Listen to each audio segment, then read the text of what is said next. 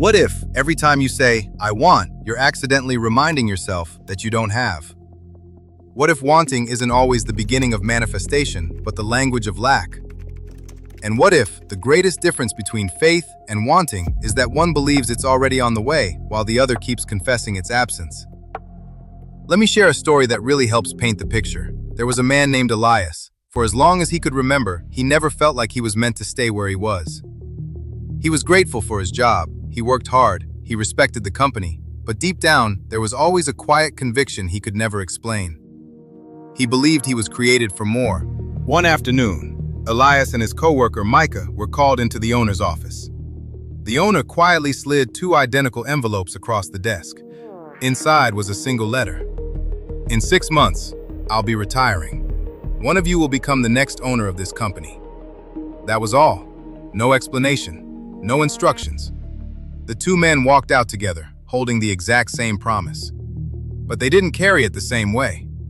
Every day, Micah would say, I hope it's me. I want this so bad. I can't stop thinking about it. He questioned whether he was good enough.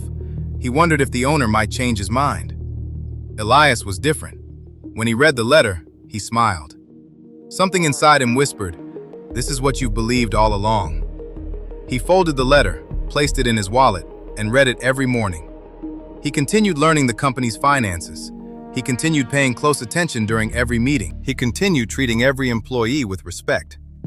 Because Elias had never thought like a worker, he had always thought like an owner. 6 months later, the entire company gathered for the owner's retirement. The owner stepped forward and announced to the company, I'm proud to introduce the next owner.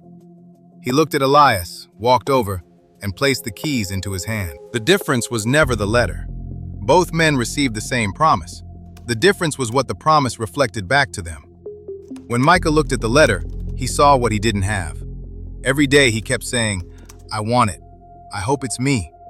Without realizing it, his words kept reinforcing the same belief. I don't have it.